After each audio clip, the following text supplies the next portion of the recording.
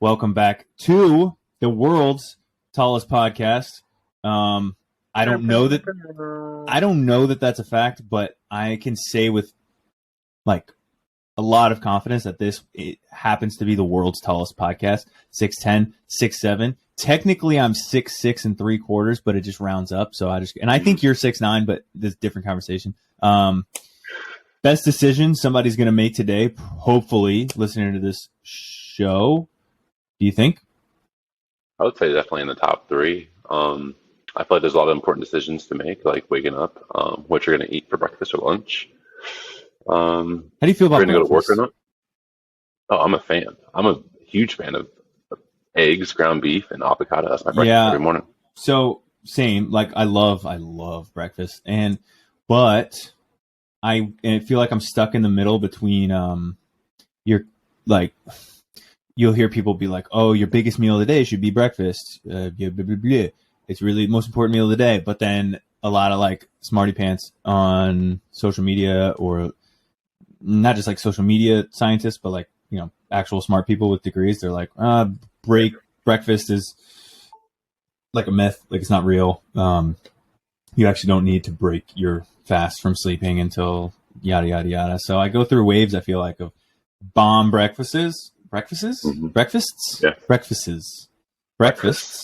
and then waves of not eating breakfast. And then I don't know what the right answer. And I still don't have abs, so neither of them work. I guess the question is, how do you feel midday when you eat breakfast versus when you don't eat breakfast?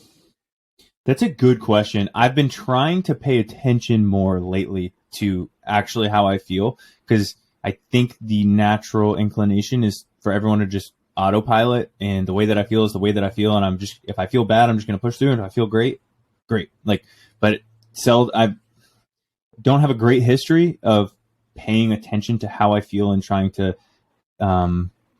discern why I feel that way. So I've been doing that a lot lately. I definitely feel better when I have a bigger breakfast. And you know what's more important than that? I listen to Andrew Huberman a lot in Huberman Lab. Him and Tim Ferriss are the ones that are the first people to put this idea in my head, that you should not consume caffeine until like 90 minutes after waking up. And I have seen that. Which is, and I'm not smart enough, I always forget the chemical, but long story short, it suppresses your body's natural wake up function. That's like simpleton speak of what the science says, but it suppresses your wake up function, and you should wait 90 minutes before consuming caffeine, and doing so will prevent the afternoon crash. And that is a really hard one for me as someone that goes to the gym in the morning and is also addicted to caffeine / pre-workout. For a while I kind of was okay with it, but now I get up at 5:30 and crush 300 milligrams of caffeine. And I definitely have noticed, I'm a little bit groggy in the afternoon, about 1, 2 o'clock. So I don't know if it's breakfast that affects me as much as caffeine. But yes, that to say, long-winded way of saying, along with breakfast and whether you're going to drink caffeine 90 minutes or not after waking up, this is up there with top decisions someone's going to be making today. On that same topic, you have any other little morning hacks that you do to get the day going? I feel like for me, to be real with you, is I wake up and I immediately shower. Not a cold shower either. I just hop in the shower, and it just kind of allows me to wake up and okay, at least I start the day off clean. Yeah. I typically listen to I have a rotation of 4 songs from Elevation I listen to in the morning, and I play my morning off on just a peaceful, clean note. What songs are those? Million Little Miracles. That's my jam, dude. I was just in a super bad mood when I was leaving the gym, and I think it has something. Honestly, I think it has something to do with caffeine super early in the morning, and it doesn't do too much caffeine. And I didn't have a great workout, and I was leaving the gym to come back to do this, and I just put the windows down. Million Little Miracles, dude. That thing goes hard, bro. And it hits a little deeper too, because he talks about even when you lose your brother, and so I think about that when I was with my brother. Yeah. The second one would be Gyra. It's a pretty banger. He's enough. Yeah. And I guess the other two are not. Elevation, but it's How Great Is Our God, and then the other one is Eddie James. I cannot recall this song right now though. Okay, that's a solid little rotation. Do you go to Elevation? So yeah, I went to Elevation for a hot minute, and then my ex girl I was dating, she was a big fan of Forest Hill, and so we started like rotating Yeah. like chapters, I guess. Like they do like a six weekend series, 6 weekends in a row series, and we switch off every Yeah. series. I got a homie, old Army basketball player. He's like a couple years older than me. He lives in, I want to say he lives like Valentine area. Super cool dude though. He goes to Elevation. Link you guys. He's a good dude. But cool, man. Yeah. So on the shower, so I just want a disclaimer. Ice baths are super in right now and cool. I was into those before mainstream. I'm just going to put that out there. I just feel like I need to validate myself. Okay. But I really want to buy like an ice barrel. And it's kind of expensive, so I could build it myself. But, we're flipping our house, and I'm so sick of building things and like doing work. I have learned the value, and this is a lesson we can get into later, but I've learned the value. So there's like saving money. There's also value in knowing how to do things, but there is something that you can't quite quantify, which is peace of mind.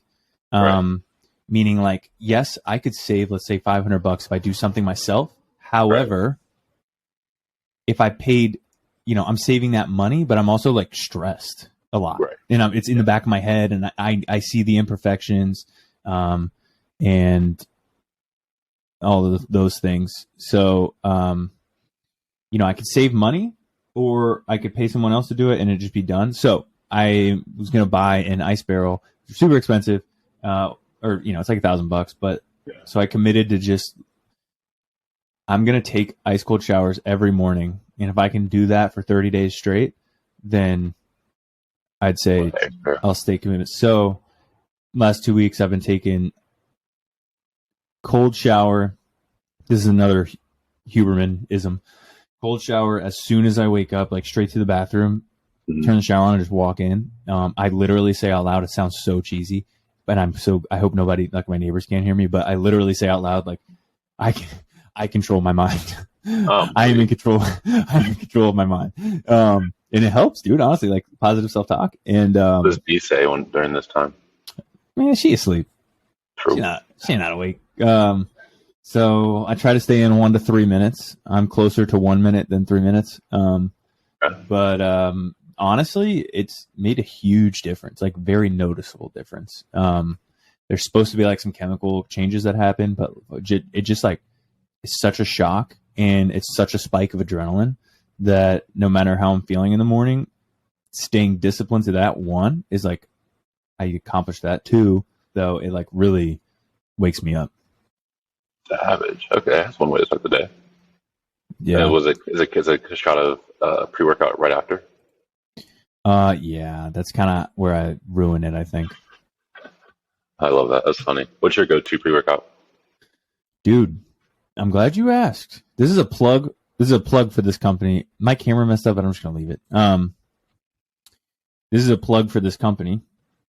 No, the show is not sponsored by VPN. But if VPN wants to sponsor, who cares what they think? Yes. I would approve of that sponsorship as well. All right. So I'm a huge fan of VPN, and I wasn't until recently. A lot of my cohort, like people in my profession around my age group, they all know Nick Bear, the owner and founder and owner of VPN, Bear Performance Nutrition. Because while we were all at West Point, he was kind of like starting YouTube vlogs while he was at basic officer leadership course. So a lot of like, we're young kids at West Point who are about to be platoon leaders in the Army. And it's like, oh, look at this guy. He's doing it already. Like, so he kind of amassed a following that way.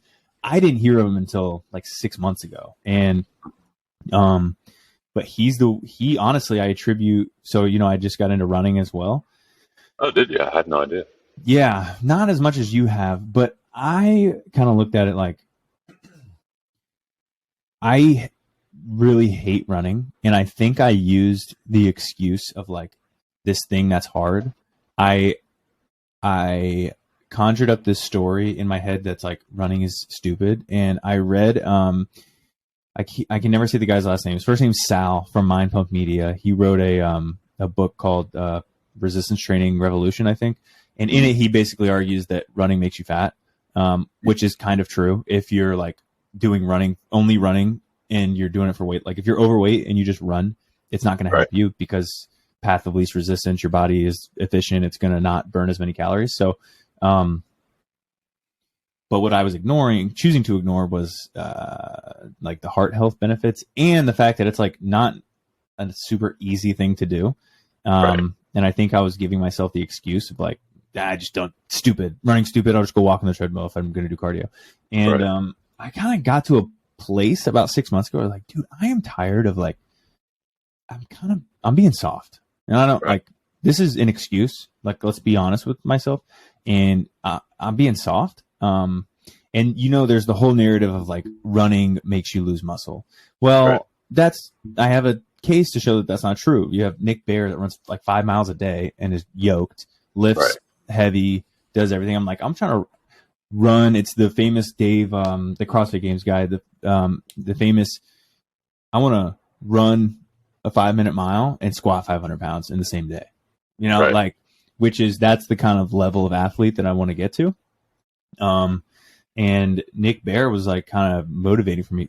Wrong way to say supplements, BPN. So I started doing a deep dive into like the supplements. And as you know, more than anybody else, I'm sure that industry is so unregulated that you kind of don't know always. If they don't do third-party testing, you don't know that what the label says is in there is actually in there, which is why people take like C4.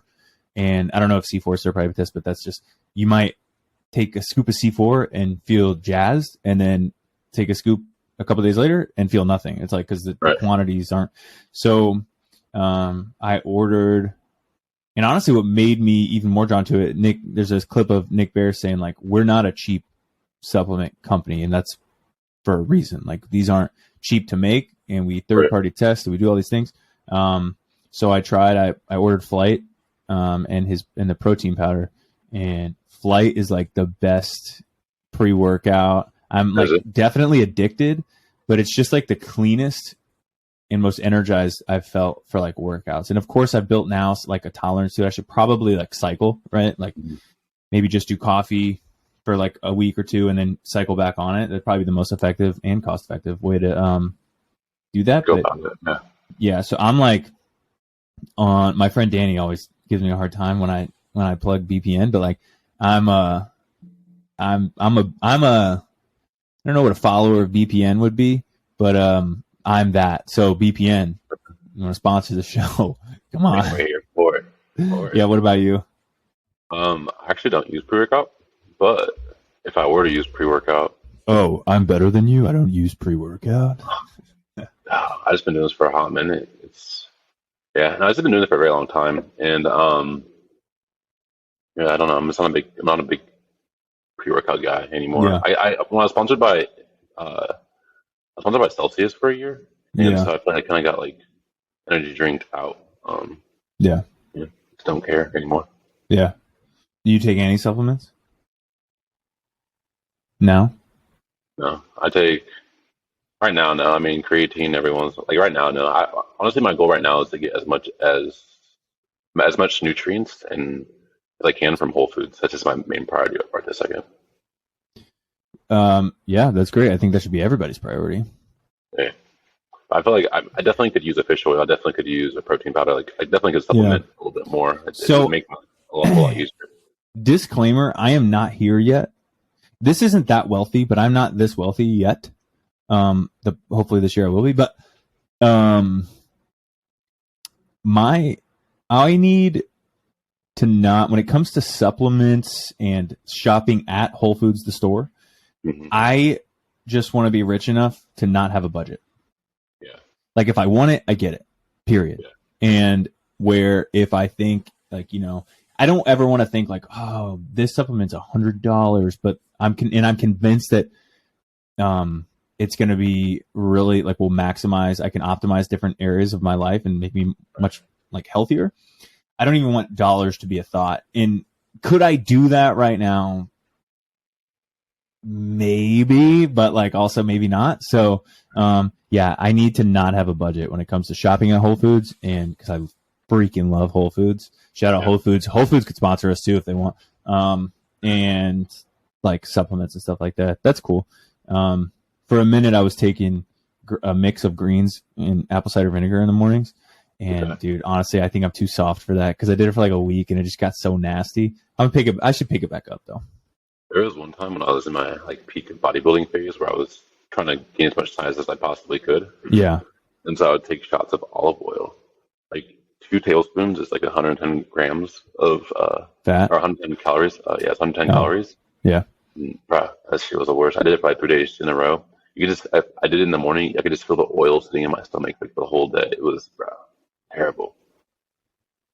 Yuck.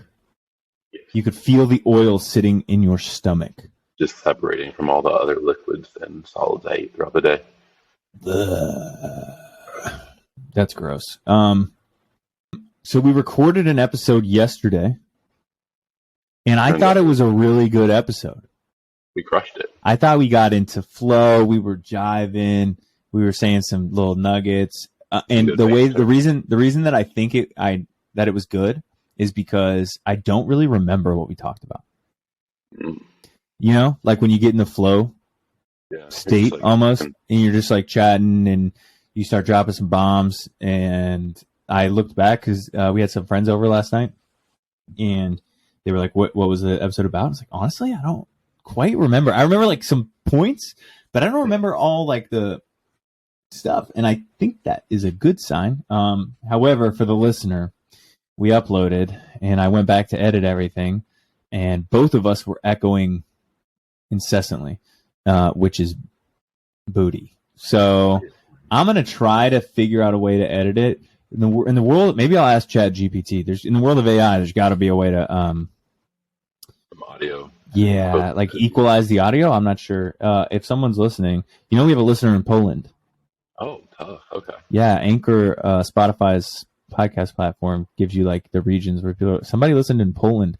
I'm gonna go with I'm hoping that it's actually someone from Poland and not one of my friends that's forward deployed to Poland, which I didn't think about that until just now. So if it is the latter, thanks, homie. But I think we have Polish fans. We're big in Poland. Bro, we could go hang out with Andrew Tate. At that point, it's Eastern Europe. Okay, all right. Too much. Danielle showed me a article last night. She was like, "Oh, heck yeah! Look at this. They're not letting the Tate brothers out early. They have to sit in jail for 30 days." And I was like, "Free Top G." Disclaimer: he is not the top G, but he is a G, but he could be a very bad and evil person. So I don't really know. There's no innocent. Do you think if he is proven to be a sex trafficker, do you think we have a list, or does the list disappear? A list of what? Of the people he sex trafficked, the people he sex trafficked to, people whose clientele of his. I don't know how. I don't really. Not familiar with the inner workings of the sex trafficking world, so I don't know if like I don't know. Yeah, I don't know if there's like transaction history. I would imagine it's kind of hard to trace. I don't know, and I don't know how. I don't honestly even. I'm not that familiar with the charges. Oh, really? Yeah. Apparently that the charges are more of money laundering now than it is sexual, like anything else. I don't know enough. I'm not smart enough on the topic to really go too deep. But it's crazy how polarizing just that name now is, right? That's amazing. I feel like that's how he's gotten to grown the following. The cult following really that he has, because he is such a polarizing figure. You either hate him or you love him. There's very few people that are in between. I have found we might get canceled before we even get started here, but I honestly have found that when you really sit down, you don't listen to the sound bites that other people are putting out. when you listen to like his takes in full length, there's a difference between agreeing with someone and agreeing with someone's logic. Right. It's hard for me to disagree with much of his logic, point blank. Right. He'll say like 98% of like, yeah, I mean, the way that you arrived at your argument is hard for me to argue against. But then he'll just drop some like crazy thing. And it's like, bro, but I think that's the calculated part. I think that's the part that's like magnetic for people to like, pulling to. So yeah, it was funny. Now it's less so, because he's potentially a sex trafficker, which is just awful. That'd be terrible to find out. Yeah. So, but anyways, also he's in Romania, not Poland. I'm saying we're close. Poland and Romania, aren't they? Like at least 3 countries touching. I'm not going to embarrass myself. I was going to say Baltic states. Is Poland a Baltic state? I need a producer. We need Danielle to produce. Yeah, like we need a Jamie, like Joe Rogan. Hey, why not pull up if Poland's part of the Baltic Sea or not? Producer D. That's what her name would be. She's going to love that. We just shouted that out right here. All right. Well, I know we're kind of pressed for time today. Do you want to go through, where do you want to go with this? Do you want to go back over quickly those questions that we talked about yesterday, or do you have something else that you'd like to talk about? Something else I'd like to talk about. So going into this new year, right? Mm-hmm. Like earlier, we ran into a lot of difficulties. This was extremely difficult to set up, right? Assuming that this show gets published, I just want anyone, the 4 people that are going to hear this episode that have listened this long, to know it's been a battle to get this inside of your ears. So that's all. We're trying. Yes. So with that being said, in the prime example, right, earlier today, you have a vision for your 2023. You could probably add in being able to go to Whole Foods and supplement stores without, looking at the price tag. So like, how do you get through those days when you're pissed off, you're angry, you're upset? I feel like even Andrew Tate has talked about this subject where he says, when I wake up, it doesn't matter whether I'm happy or sad. Like, what I got to get done has to get done. So like, how do you keep that mindset, or do you have that mindset? And like, how do you push through even the days you don't feel like pushing through? Dude, it's funny you asked that, because I literally was just thinking about this on the way back from the gym. So part of it obviously is just, you have to, that's like that's what discipline is, right? It's doing what you know you're supposed to do even when you don't want to. It's not that complicated. It comes down to just doing what you know you're supposed to do. And the things you say you're going to do. It's like this morning, it was actually really cold, which is very like not normal for our house in Hawaii. Is like It was kind of freezing in the house this morning. I did not want to take a cold shower. So that but I was like, I'll know that I skipped a day, and that's bad. So, discipline, 1, but then 2, that is probably going to be different for everyone, because I was leaving the gym just now, and I feel like this kind of often. So maybe it's like a result, because I didn't sleep great last night. Stayed up late because we had our friends that are leaving Island over. So I was up pretty late, still got up to go to the gym, and like, so I don't know if it's like sleep or whatever, but I was leaving the gym and I just like was just mad. I left my headphones at home this morning, which made me mad. A couple of things. There were several things that happened that I can't think of anything now, but like, it just like was like not a great morning. And I was just pissy. Like in my head, I could rationalize like, dude, you're in a bad mood. Why are you in a bad mood? But I couldn't. It's almost like I just needed serotonin to spike, and it was low. So it's a question that I deal with often, or I think about often, and I don't know. What I ended up doing, actually, funny enough, I took the long way home because I'm like a 2-minute drive from the gym. So I took the 8-minute drive home and put all the windows down and played that song we were talking about earlier. And I was just singing, and I was just loud. And then I called someone, and I called them to, it was one of my friends from school, and that I haven't talked to on the phone in a couple months, and just to say how grateful I was for his friendship, and taking the focus off me, just kind of put me into a place of gratitude, of being thankful, and I felt noticeably different coming out of that. So I guess to answer your question, and then I'd love to hear your response, but to answer the question, my hypothesis is that when I feel like that, I need to get out of myself, i.e., sing loud, or for me, or put the windows down, get moving a little bit, to get to a place of gratitude, because it's hard to be. I always say it's hard to be sad on a jet ski. It's hard to be sad when you just start becoming really thankful. You can't be thankful and sad at the same time.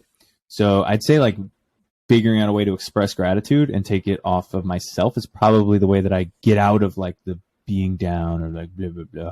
I know those are kind of two different things than what you're asking, but the discipline and then being just pouring out gratitude, I think would be my answer to that. Definitely. No, I think those are good answers. Those are really good answers. I feel like for myself, I feel like it's more self-talk. It's telling myself to put that one foot in front of the other, and there's to start to compound, or I'll start building momentum. And I feel like the biggest thing for me is just getting to a coffee shop. If I get to a coffee shop, I have one right at the bottom of my apartment. If I get there, it's I'll lock in. So I think getting out of a comfortable environment that not necessarily promotes laziness, but when you're at home, for me personally, I work here or I sleep here, and so there's times where I feel like I'm ready to go to work, but sometimes I'm also ready for bed, and that's just because there's my bed. My bed is in here, so I feel like I would place myself in an environment that's conducive to being a little bit more efficient and effective with my time. I feel like that definitely helps. Yeah. It's kind of too, I've thought a lot about, and to be honest, I haven't really actioned this, but I think an important thing to do, because we are such autopilot creatures and creatures of habit. We pretty much do the same things Monday through Friday through the weekends. Right. You do the same, for me, I literally same time gym, it'd be easy to take me out because exactly where I'm going every day. But,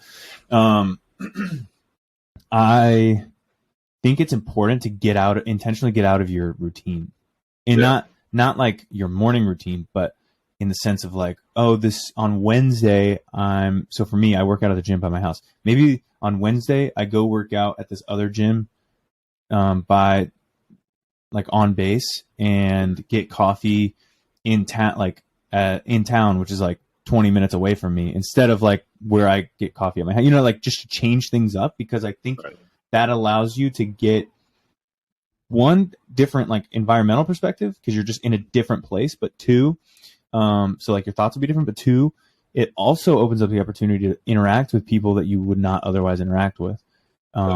So that's just in conjunction to what you're saying, is if I just get in a coffee shop, or maybe if I just do something a little bit different, I will break out of that mental struggle. Right. No, that's awesome. So one thing I will touch on, that we talked about, what did you think yesterday about my, I said I'm coining the term social laziness. What did you think about that? I feel like that's very valid. I feel like, at least for myself, I would consider myself an introvert. And so it's finding that balance between recharging and putting yourself out there into social situations. It's actually kind of funny that you mentioned the social circle, and how you could meet a buddy who, or you could be at a coffee shop and you meet your friend's friends who's into hiking, and you all of a sudden become hiking buddies. Yeah. Yesterday I went to dinner with one of the guys from the men's group I go to, and he asked me, his son is an artist, I guess you call him, and he wants to start a brewery art some type of thing, and he was like, "Hey, do you know anybody that's looking for like that'd be willing to invest $50,000 into this like idea?" And like it made me really like sit there and think like, damn, like it really is who you know, and like just asking and just putting it the feelers out there to see. Like you never know if I knew someone who has that, or like I could ask someone to see if they know anybody and they can know somebody. So it's just you never really know unless you put yourself out there, and like that was kind of a situation made me like reflect on what you said. Yeah.